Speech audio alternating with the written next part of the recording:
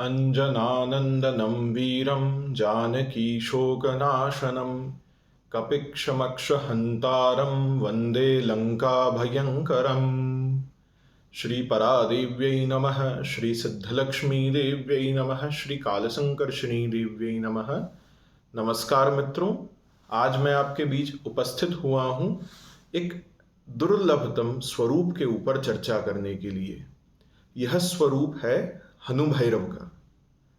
भगवान हनुभैरव जो हैं, यह भैरव तथा हनुमान के संयुक्त स्वरूप है। अर्थात हनुभैरव की जो प्रतिमाएं हैं तथा उपासनाएं हैं, उसमें कुछ अंश भैरवोपासना का रहता है, कुछ अंश हनुमत उपासना का रहता है। प्रतिमा में भैरव तथा हनुमान के लक्षणों को संयुक्त कर कर प्रतिमाओं का निर्माण किया जाता है। हनुभैरव का संबंध दक्षिण स्रोत की भैरवागम की धारा से है। इनकी उपासना पश्चिमामनाय तथा दक्षिणामनाय से होती है। हनुमत गह्वर नाम का एक आगम शास्त्र है, जिसमें हनुभैरव की उपासना का विशिष्ट वर्णन किया गया है। यह गरुड़ तथा विभीषण के संवाद में है। सर्वप्रथम हम यह जानते हैं कि हनुभैरव अवतार भगवान हनुमान ने कब ग्रहण किया। तो भगवान राम का जो चरित्र है वह शतकोटि का प्रविस्तार वाला है। इन्हीं चरित्रों में एक चरित्र है कि जब युद्धकांड के दौरान या राम रावण युद्ध के दौरान अहिरावण तथा महिरावण के द्वारा श्री रघुनाथ तथा श्री लक्ष्मण का अपहरण कर पाताल ले जाया गया। वे दोनों देवी को राम तथा लक्ष्मण की बलि देकर प्रसन्न करना चाहते थे। जब यह बात श्री हनुमान जी को ज्ञात हुई तो हनुमान जी पाताल गए तो वहां अहिरावण तथा महिरावण का प्रासाद देखा। दोनों भ्राताओं को देवी के मंदिर में यूप के सम्मुख पाया तथा आसपास की तैयारी से हनुमान जी समझ गए कि यहाँ कोई याग होने वाला है, जिसमें राम तथा लक्ष्मण महापशु के तौर पर नियुक्त किए गए हैं। इनकी बलि होने वाली है।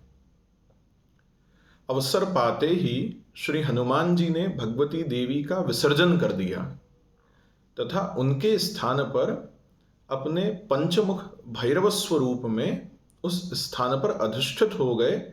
अहिरावण तथा महिरावण के द्वारा वाम विधि से जो जो भोग सामग्रियां दी गई, उन सबको स्वीकार किया। अंत में इन दोनों असुरों का निग्रह करके वह पुनः राम एवं लक्ष्मण को पाताल से भूलोक पर लाए। तो जो स्वरूप है, यह वही स्वरूप है जो भगवान हनुमान ने अहिरावण तथा महिरावण के निज मंदिर में धारण किया था।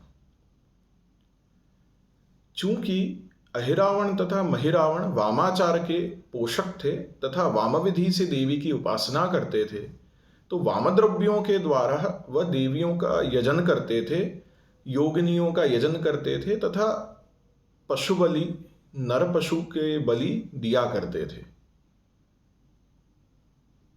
हनुमान जी के द्वारा उनके द्वारा दिए गए वामद्रव्यों का ग्रहण इस भैरव अवतार में किया गया। तत्कारण यह जो भैरव के रूप में हनुमान जी का अवतार था, हनुभैरव के अभिधान से प्रसिद्ध हुआ। हनुभैरव को हम भैरवागमों की दक्षिण स्रोत की जो भैरव उपासना की धारा है, उससे जोड़कर भी देख सकते हैं। हनुभैरव की जो प्रतिमाएं हैं, लगभग 80 से 90% प्रतिमाओं में उन्हें शवासन के ऊपर आरूढ़ दिखाया जाता है। प्रायः भैरवागमों में भैरव के जितने भी स्वरूप हैं, उन सभी को शव के ऊपर आरूढ़ दिखाया जाता है। स्वच्छंद भैरव हों, चंड भैरव हों या कपाल भैरव हों, इन सभी भैरवों को शव के ऊपर आरूढ़ दिखाया जाता है। उसी प्रकार हनुभैरव की कतिपय प्रतिमाएं शव के ऊपर आरूढ़ होती हैं। कुछ प्रतिमाओं में मकर का भी अंकन होता है, कहीं कहीं कूर्मासन होता है, कहीं पद्मासन होता है। पर प्रमुख रूप से हनुभैरव की प्रतिमाओं में शव का आसन होता है, जो कि इनके भैरवागमों से संबंधित होने की ओर संकेत करता है। हनुभैरव का क्या स्वरूप है? तो भगवान हनुभैरव जो हैं उनके 3 स्वरूप हमें प्राप्त होते हैं। सर्वप्रथम स्वरूप है जिसमें एक मुख तथा द्विभुजाएं हैं। भैरव के समान उग्र स्वरूपधारी हनुमान हैं, जिनके एक हस्त में त्रिशूल है तथा दूसरे हस्त में मुद्गर है। इस प्रतिमा का अंकन मकर के ऊपर किया जाता है अथवा शव के ऊपर किया जाता है। एक अपर स्वरूप है हनुभैरव का, जिसमें वह चतुर्भुजी हैं। इसमें पर्वत, मुद्गर, त्रिशूल तथा अभय मुद्रा वो प्रदर्शित करते हैं। अब जो मुख्य स्वरूप है हनुभैरव का, वो हनुमत गह्वर के अंदर हमें प्राप्त होता है। हनुगह्वर तंत्र या हनुमत गह्वर में जो भगवान हनुभैरव का स्वरूप है, उसके अनुसार भगवान हनुभैरव शव के आसन के ऊपर आरूढ़ हैं। इनके 5 मुख हैं, 10 भुजाएं हैं। जो भगवान हनुभैरव के 5 मुख हैं, यह भगवान नारायण के पंचावतारों से संबंधित हैं, या हम कहें तो पंचव्यूह जो है, प्राचीन पंचव्यूह, उससे इनका संबंध है। कालीनय की धारणाओं में हम देखें तो जो पंचकृत्य है उसका प्रतिनिधित्व भगवान के 5 मुख करते हैं। हनुभैरव का जो प्रथम मुख है या पूर्व मुख है, वह कपि मुख है। कपि अर्थात वानर। तो यह जो मुख है, यह समस्त प्रकार के संकटों का नाश करने वाला है। जो दक्षिण में मुख है, वह नारसिंह या नरसिंह का मुख है। यह मुख अपने साधक की समस्त प्रकार के भयों से रक्षा करता है। भूत प्रेत पिशाच डाकिनी शाकिनी परयंत्र परमंत्र परतंत्रादि प्रयोगों का नाश करता है। जो पश्चिम मुख है, वह गरुड़ मुख है। भगवान का गरुड़ मुख समस्त प्रकार के विषयों से, अगध तंत्र के प्रयोगों से अपने साधक की रक्षा करता है तथा उसे गुप्त निधियों का ज्ञान कराता है, विषशास्त्र का ज्ञान कराता है। उसके ऊपर किसी भी प्रकार के विष का कोई प्रभाव नहीं होता है। जो उत्तर मुख है, वह वराह का मुख है। यह कृष्णवर्ण का है तथा समस्त प्रकार की आधियों तथा व्याधियों को हरने वाला है। हनुभैरव का जो वराह मुख है, यह मुख अपने साधक की समस्त प्रकार की जो व्याधियां हैं, चाहे वह शरीर में कष्ट हो या आध्यात्मिक रूप से कष्ट हो, उनको हरने वाला है। सांसारिक व्याधियों को तथा आध्यात्मिक व्याधियों का हरण भगवान का यह मुख करता है। ऊर्ध्व में हयग्रीव मुख है। यह भगवान का हयग्रीव मुख विद्या का दान करने वाला है, आत्मज्ञान ब्रह्म विद्या का बोध कराने वाला है। इस प्रकार भगवान हनुभैरव के यह जो 5 मुख हैं, ये विविध प्रकार के फल, विविध प्रकार की सिद्धियां तथा विविध प्रकार के अनुग्रह अपने साधक के ऊपर करते हैं। और शैव परंपरा से जोड़कर इसे देखें तो जो सद्योजात वामदेव अघोर तत्पुरुष तथा ईशान मुख हैं, वही यह मुख इस मूर्ति में नरसिंह गरुड़ आदि स्वरूप में परिवर्तित हो जाते हैं। यह 5 मुख सृष्टि कृत्य, स्थिति कृत्य, संहार कृत्य, अनुग्रह कृत्य तथा तिरोधान कृत्य, इन पंचकृत्यों का भी प्रतीक है। कालीनय की पंचकालियों से जोड़कर भी हम इन्हें देख सकते हैं। हनुभैरव नाना प्रविध प्रकार के आभूषणों को धारण करने वाले हैं।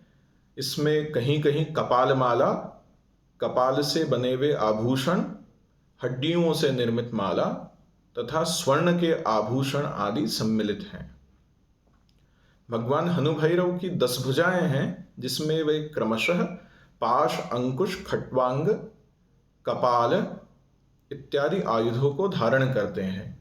यह जो भगवान की 10 भुजाएं हैं, यह प्रतीक हैं कि उनका साधक 10 दिशाओं में किसी भी दिशा में हो, वे उस दिशा में उसका योगक्षेम का वहन करते हैं, उसके समस्त प्रकार के भयों का नाश करते हैं। आमनाय क्रम से पश्चिमामनाय तथा दक्षिणामनाय से हनुभैरव का संबंध है। इन उभय आमनायों में इनकी उपासना होती है। हनुभैरव की उपासना का प्रचलन विशेष करके नेपाल देश में है तथा हनुभैरव की जो प्रतिमाएं हैं, पूजा पद्धति संबंधित ग्रंथ हैं, सहस्र नाम है, हनुभैरव कवचादि ग्रंथ हैं, वे नेपाल में ही प्राप्त होते हैं। प्रतीत होता है कि यह उपासना मौलिक रूप से नेपाल में ही उद्भूत हुई तथा वहीं इसका विकास हुआ। हनुभैरव की नानाविध प्रकार की जो प्रतिमाएं हैं, चाहे वे एक मुख द्विभुजी हो, एक मुख चतुर्भुजी हो, पंचमुख दशभुजी हो या द्वादशभुजी प्रतिमाएं भी कहीं कहीं प्राप्त होती हैं, ये समस्त प्रतिमाएं नेपाल देश में प्राप्त होती हैं। वर्तमान में भी नेपाल देश के आचार्यों के द्वारा हनुभैरव की उपासना की जाती है तथा हनुभैरव की उपासना संबंधित रहस्य अपने शिष्यों को दिए जाते हैं। इस प्रकार हनुभैरव की उपासना अनेकों वर्षों से नेपाल में चलती आ रही है। वस्तुतः हनुभैरव का जो स्वरूप है वह शैव परंपरा, वैष्णव परंपरा तथा शाक्त परंपरा की त्रिवेणी है। हमें भैरव के लक्षण परिगोदृष्ट होते हैं। इनकी उपासना में वाम द्रव्यों का प्रयोग भी किया जा सकता है, दक्षिण द्रव्यों का प्रयोग भी किया जा सकता है। यह सब गुरु तथा अपनी परंपरा के अनुसार निर्धारित होता है कि कौन सा साधक किस प्रकार के द्रव्यों का उपयोग करेगा, किस विधि से इनकी उपासना करेगा, चाहे दक्षिणाचार हो अथवा वामाचार हो, भैरवाचार हो, स्वच्छंदाचार हो, कुलाचार हो, इनकी उपासना उस विधि से गुरु अपने शिष्य को बताते हैं। हम वैष्णव परंपरा की चर्चा करें तो जो भगवान महाविष्णु के मुख हैं वही इनकी प्रतिमा में सन्निविष्ट हैं, हमें वही दृष्टिगोचर होते हैं। शाक्त मत की बात करें तो पंचक्रम से, पंचपीठों से, पंचकालियों से जोड़कर हम देख सकते हैं। हनुमत गह्वर तंत्र में या हनुमत गह्वर शास्त्र के अंदर इनकी उपासना का विशेष वर्णन प्राप्त होता है। जो साधक विशेष रूप से देखना चाहें वे वहीं इस आगम के अंदर देख सकते हैं। धन्यवाद।